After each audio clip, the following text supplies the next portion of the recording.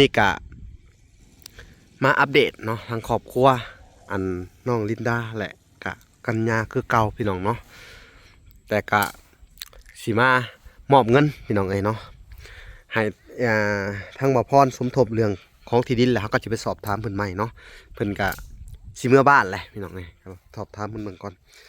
สบายดีเด้อบ่พรสบายดีเอ้าบ่พรเป็นจังไดคือสิเมื่อบ้านกสิเมื่อแหละพี่น้องเพราะว่ามาหลายนี่แหละกะสิมาสอบถามเรื่องดินเด้อโดยคือตอนนี้งบบ่พรครบแล้วบ่คือนั่นแหละประกันครบพี่น้องตอนนี้ฮักกาได้ประมาณ6 ล้าน6 ล้าน7-8เวลา10สมทบเข้าไปอีก2 ล้านเนาะก็คือเป็นเงินทางแม่ทอนแก้วเด้อก็คือทางแรกๆกะเพิ่นว่าสิให้ทางบ่ลาไปซื้อ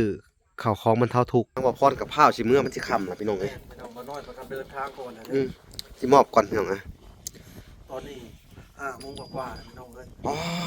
ถูกฮอดผูกว่าฮอดบ้านประมาณ8 โมงกว่ามืดบ่ไหวเด้เนาะเอ้าบ่พรนับมือก่อนดู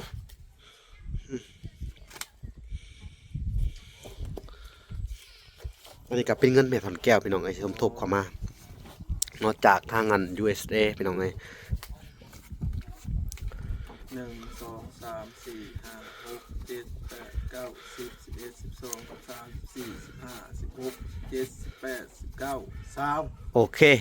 เอาก่อนอื่นเบิดกะอยากให้ทางลินดาขอบบุญขอบคุณแม่ถอนแก้วเด้ออยู่ทางUSA เอาขอบคุณเด้อแม่ทอนแก้วอยู่ทาง SA โดยให้ร่ำให้รวยเด้อให้มีแต่ความสุขความเจริญเด้อการงานก็ขอให้ดีเด้ออย่า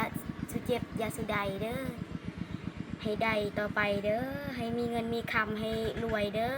ร่ำให้รวยกว่าเก่าให้ร่ำให้รวยกว่าเก่าความเจ็บอย่าสุใดความใครอย่าสุมีสาธุ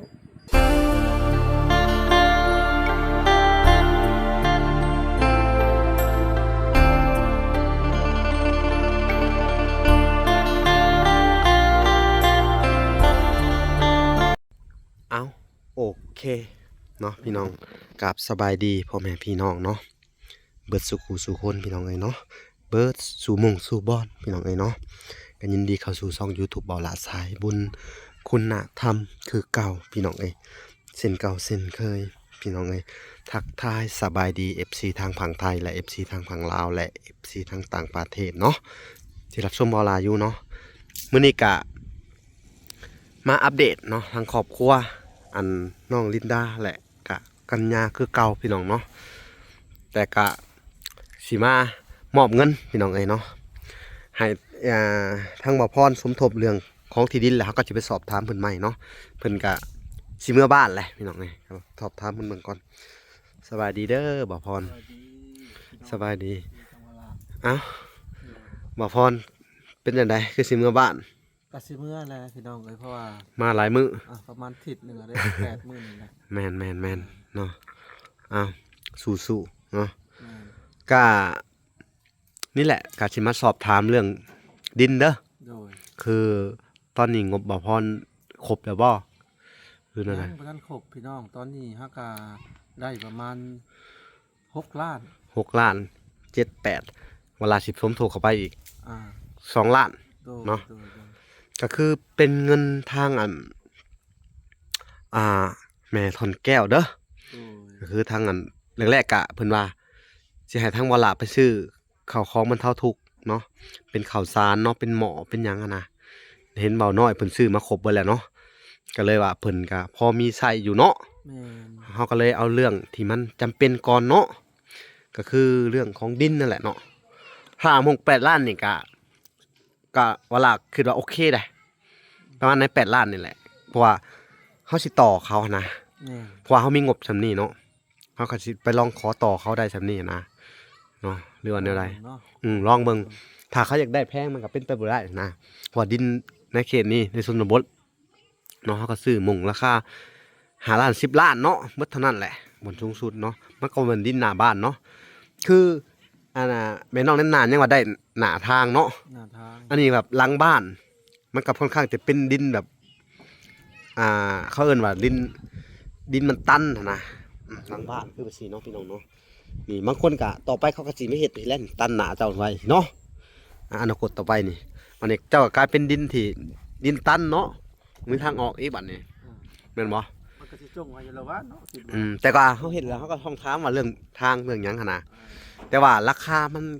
ถ้าเขาว่าเขาข้าว15พุ่นน่ะมันก็เป็นไปบ่ได้เขาก็ต้องต่อแหละงบเขามีส่ำนี้เนาะจักสิเฮ็ดจังไดบ่พอถามจากปากเพิ่นอันเจ้าของดินเลยบ่หรืออะไร ยังบ่ทันได้เจอเจ้าของดินมีแต่แบบว่าถามคนที่เขาเรื่องกันนะ อืม เพิ่นก็ว่าสิลดอายุได้ยินแว่วๆนะ อืม บ่แม่นเพิ่นบ่นะ จังว่า ว่าเจ้าของดินบ่จัก นึกใช่ขับรถมานี่ไดโอ้นี่โอ้ทางลุงเพิ่นมาได้เนาะทางลุงอันน่ะมื้อนี้สงสัยสิมานอนบ้านแหล้วเนาะโอ้เมืองสิ สวัสดี สบายดีเด้อสบายดี เด้เพิ่นบ่จักเป็นเจ้าของดิน เป็นเจ้าของดินบ่โอ้ เบิ่ เบิ่งลองถามมึงดูแบบพรไป ถามมึงดูหาอันมาแต่หน้าบ่ลุง โดย เอาอันน่ะเรื่องของดินนี่ โดยสบายดีเด้อ อัน คือว่าดินเจ้าเนาะด้านหลังเนาะ แมน อยากเอาหลมเพื่อนนั่นเด็กน้อยนี่นะ 15คูณ17ประมาณนี้ คูณ17 อ่าคิดว่าราคาเท่าไหร่อืม บ่เคยขายดินเลย อืม เคยแบ่งให้เขาเพิ่นจะให้เขามาอยู่แบบนั้น พาอยากมาอยู่ก็มาขออยู่สินะ พอแบบเขาเพิ่นอันนั้นแต่ไม่เท่าย่างโพดอันนั้นบัดนี้เพิ่นเสียมัน อืม คือพวกนี้นะ ส่วนเนี่ยสู้เฮามีงบประมาณอยู่8ล้านเหยียดๆเลยเขาว่าเจ้าไปปรึกษาครอบครัวเจ้าเด้อภายใน8ล้านขอนำสำนี้ โดยเดี๋ยวปรึกษาเลย เนาะเพราะว่าได้ยินข่าวว่าข่าวว่า15ล้านมันก็เป็นไปบ่ได้ดอกเนาะมันดินหลังบ้านนี่บัดนี้นะ ดินแค่นี้นะบ่ นี่แหละพวกนี้แหละ อืม มือวันก่อนเขาก็ลอง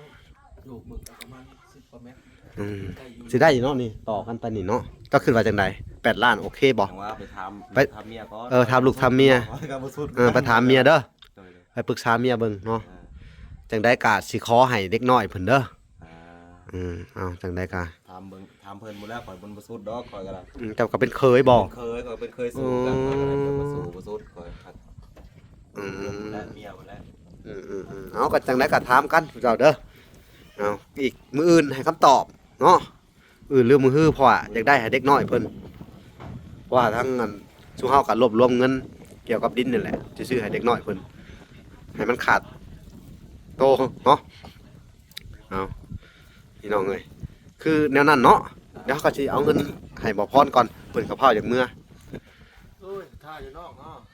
ทั้งบ่พรกับข้าวสิเมื่อมันสิค่ำล่ะพี่น้องเอ้ย ไม่ต้องมาน้อยประกันเดินทางก่อนนะ สิมอบก่อนพี่น้องอ่ะ ตอนนี้โมงกว่าๆพี่น้องเลย อ๋อโธ่ ถูกว่าผูกว่าฮอดบ้านประมาณ8โมงกว่า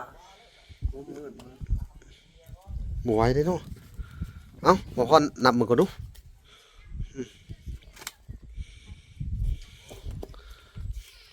อันนี้ก็เป็นเงินแม่ถอนแก้วพี่น้องเอ้ยสมทบเข้ามานอกจากทางอัน USA พี่น้องเอ้ย 1 2 3 4 5 6 7 8 9 10 11 12 13 14 15 16 17 18 19 20 โอเค อ่า ก็มีแต่ว่า ขอบคุณหลาย เนอะ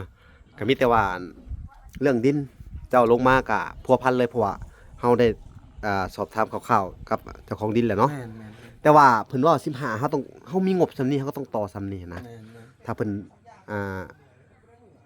แบบว่าตั้งขออยู่ขออาศัยนะพี่น้องเอ้ยเนาะตักสิว่าจังได๋ ก็มีแต่ว่าบัตรประพรมากัน อืม ทำการ อืม บางทีถ้าว่าได้8ล้านเนาะ อืม หรือว่าจังได๋ก็สิทำการ ซื้อ เลย ซื้อแล้วก็เอาในบ้านมา อืม คือเก่าคือเฮาเฮ็ด เส้นก็คือเก่าเนาะ คือเก่า แต่สิบ่มีค่าเส้นนี่นะบัดนี้มีบ่แหละบ่มีบ่แหละ น่าจะมีอยู่เดียวสิเบิ่งอีกทีก่อน อืม เอามา เอ้า กลับบ้านก็ได้มัน เอาสิบ่รบกวนเลยโชคดีเดินทางปลอดภัยเด้อบ่พรเด้อ ทำเลยพี่น้องเอ้ย โชคดีบ๊ายบายพี่น้องเอ้ยเนาะทางวลากะได้ท การมอบเงินเป็นที่เรียบร้อยแหละเนาะก่อนอื่นเบิดเนาะก็ต้องขอบบุญขอบคุณเนาะทางแม่ทอนแก้วเนาะผู้ที่อุปถัมภ์ค้ำสู้ในอันซ่องบ่หลาหลักๆเนาะก็คือแม่ทอนแก้วแม่ตู้ USA เนาะแล้วก็ผู้ใหญ่ที่ช่วยเหลือทุกๆคนเนาะก็ขอให้เพิ่นเนาะจงมีแต่ความสุขความเจริญเด้อเนาะปรารถนาสิ่งใดขอให้ได้สิ่งนั้นสมดังปรารถนาพี่น้องเอ้ยเนาะขอให้แม่แต่จงมีแต่สุขภาพแข็งแรงเนาะความเจ็บอย่าได้ความไข้อย่ามีหายเจ็บหายไข้หายพยาธิโรคาพี่น้องเอ้ยเนาะขอให้คุณพระคุณเจ้าเนาะเทวบุตรเทวดาคุ้มครองเนาะบุญรักษาเทวดาคุ้มครองปราศจากโรคภัยไข้เจ็บเนาะอายุมันขวัญยืนเด้อแม่สาธุเนาะทางเวลาก็จะได้เข้าไปสอบน้องลินดาแล้วก็จะให้ทั้งน้องลินดากับกัญญาขอบบุญขอบคุณผู้ใหญ่อีกครั้งหนึงพี่น้องเอ้ย สัญญาก็ไปลินแล้วจะ อ๋อ ใส่ อืมนี่โอ้มาแต่หน้าเนาะทางลุงเนาะโดยสบายดีเด้อเป็นจังได๋เกี่ยวข้าวเกี่ยวน้ำ โอ้เกี่ยวเปรี้ยวไปไม่ได้แล้วแดด เออ ก็ไม่ได้ไม่แดดเนาะกับ มิ เกี่ยวอยู่ มีป้ามาว่ะเนาะป้ามาอยู่น้ำเด็กน้อย โดย มานั่งพี่ลุงลูกชายบ่ โดย ลูกชายหล่าเนาะ โดย ลูกจักคนล่ะสุมเจ้า4คนเด้อเนาะว่า โด เนาะ ย ตอนนี้ป้าผู้หญิงอยู่พุ่นบ่ ผู้หญิงกับผู้ชาย อืม เลยสามอยู่พุ่น อ้าวแล้วมาบัดสิเขาอันน่ะบ่จังสิออกไปใหม่นี่แล้วว่า โดย เห็นว่านอนไห้นอนนาเขาก็ย่านแล้วเนาะผู้เดียว โดย จักกิโลหน้าเนี่ย 10ปลายหลัก18เมตร18หลักนี่แหละใกล้กับนาละแอนพุ่นละ พี่น้องเอ้ยเนาะไปนี่ก็เดึกพุ่นเลยพุ่นฮอดเนาะ โดย อันเด้ออันพาลูกอันลูกชายมาเยี่ยมแม่ก่อน โดย กินฮอดลูกเนาะเจ้าก็ได้ หอดลูก เป็นห่วงคือกันนะเนาะ โดย อยู่แต่น้ำหลานอดเอาก่อนเด้อ โดย สู้ๆไปเนาะนี่แหละพี่น้องเอ้ยทั้งป้าทั้งลุงเพิ่นก็บ่ได้ทิมเนาะทั้งน้องก็มาอยู่มานอนนำจักสิเฮ็ดจังใดเนาะในเมื่อว่า เป็นพี่เป็นน้องกันนะเป็นลูกเป็นหลานก็ทิมบ่ได้เนาะลุงเนาะ โดย ก็ยังว่าแหละมอบให้ทุกเจ้าแหละทุกเจ้าก็เป็นคนดีเด้อเบิ่งแยงลาวน้ำแน่ สาธุ เนาะเล็กน้อยหมูมีไผเบิ่งพี่น้องเอ้ยจำเป็นแหละคือบ่ลาก็ทิมบ่ได้แหละเนาะแบบสิเนาะ โดย คนทั้งคนพี่น้องเนาะพาสิทิมได้ลงคอพี่น้องเนาะดีใจแหละที่ทุกเจ้าอันเบิ่งแยงลูกหลานเนาะ โดย สู้ๆสู้ไปก่อนทุกเจ้าก็เด้อ โดยโดย เนาะสภาพการเป็นอยู่ก็ค่อนข้างจะอันน่ะลำบากคือกันทางป่าทางลุงนี่ก็ได้พี่น้องเอ้ยเกี่ยวข้าวแล้วล่ะบ่หรือว่าอันน่ะยังหลายเติบ ยัง4-5ให้ สิหาให้ โดย ก็ยังบ่หลายเนาะ ยัง ถ้าว่าอันป้าหรือว่าเมียเจ้าไปเกี่ยวคือสิไว้อยู่เนาะ โดย แต่ว่าค่าเวียกนี่แหละพี่น้องเอ้ย ครับ ค่าลูกค่าหลานเพิ่นเนาะจักสิเป็นอะไรแต่ก็มีแต่ว่าสู้ๆก่อนเด้อช่วงนี้สู้ๆอดเอาก่อนเนาะก็คือว่าข้าวของบ่น้อยเพิ่นก็ซื้อเพิ่นซื้อข้าวสารมาพร้อมบ่ โดย ทางว่าลาวว่าสิซื้อข้าวสารแรกๆค่ะก็เลยว่าบ่ได้ซื้อเด้อ โดย สมทบเข้าไปในอ่าการซื้อดินเด้อลินดาเด้อ โดย ว่าอันทางอันเมทอนแก้วเด้อเพิ่นสมทบเข้ามา โดย อัน โดย 100ก็ให้อันมาซื้อกับอันข้าวกับน้ำนี่แหละ อันแม้ว่าบ่ว่าจะเป็นเครื่องของบรรเทาทุกข์เนาะถ้วยบวงอันหยังนั่นแหละแต่ว่าทางบ่น้อยเพิ่นได้ซื้อแล้วแล้วก็ทางทีมงานเฮาก็ได้ร่วมกันแล้วว่า ในเมื่อน้องเพิ่นมีแล้วเนาะทางเวลาก็ว่าเสนอให้เปลี่ยนเป็นเงินสดแล้วเอาไปซื้อดินแทนเนาะเนี่ยที่มันจำเป็นกว่าเนาะ โดย เจ้าคิดว่าโอเคบ่ โดย โอเคเนาะ โดย ดีใจอยู่บ่แล้วบัดนี้ที่ได้ดินเลยดีใจแฮงบ่ โดย อือสู้ๆเด้อ โดย เอาก่อนอื่นเบิดกะอยากให้ทางอันลินดาขอบบุญขอบคุณอันแม่ทอนแก้วเด้อ โดย อยู่ทางอัน USA เอา ขอบคุณเด้อแม่ทอนแก้วอยู่ทาง SA โดย ให้ร่ำให้รวยเด้อให้มีแต่ความสุขความเจริญเด้อการงานก็ขอให้ดีเด้ออย่าสุเจ็บอย่าสุใดเด้อ ให้ได้ต่อไปเด้อให้มีเงินมีคำให้รวยเด้อ ลำด้วยกว่าเก่า ให้ร่ำให้รวยกว่าเก่าความเจ็บอย่าสุดใดความใครอย่าสุมีสาธุ อ้าวโอ้ยเนาะน้องเพิ่นกะอวยพ้องกะเก่งอยู่ได้พี่น้องเอ้ยครับอยู่พี่น้องเอ้าก็ขอให้ทั้งแม่ผู้ให้เนาะจงมีแต่ความสุขความเจริญเนาะก็คืออันน้องลินดากับน้องเพิ่นกะต่อไปนี่ก็คือสิดีขึ้นนะผู้ใหญ่หลายๆท่านเนาะช่วยเหลือมาแบบนี้เนาะก็เป็นอันน่ะอนุสงส์หรือว่าเป็นบุญอันเนาะกุศลสะสมไว้พี่น้องเอ้ยเนาะการช่วยเหลือเพื่อนมนุษย์นำกันเนาะจักสิเฮ็ดจังไดเนาะทางวาระก็สิมาติดตามเบิ่งเรื่อยๆนั่นแหละกับทีมงานพี่น้องเอ้ยว่าต่อไปนี่เพิ่นสิได้หยังแน่หลังจากได้ดินแล้วว่าสิมีอิหยังเข้ามาแน่เนาะก็ฝากทุกคนมาติดตามและรับชมไปนำกันเนาะเพราะว่าเรื่องราวชีวิตของทางอันน้องลินดากับกัญญาเนาะสองคนนี่ก็เป็นผู้หนึ่งที่เป็นลูกกำพร้าพ่อแม่ตายเบิดเนาะถ้าภาษาลาวเฮาจะเอิ้นกำพร้อยเลยเนาะกำพร้ากำพร้อยเนาะ มีพ่อมีแม่เนาะอาศัยป้าลุงนี่แหละพี่น้องเพราะว่า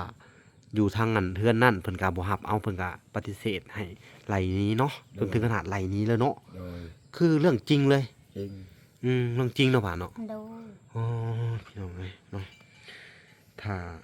อันนี้ก็กำพร้ายังบ่พอเนาะยังมีการไหลกันหนี้โอ้ยเฮ็ดได้จังไดพี่น้องเอ้ยเนาะ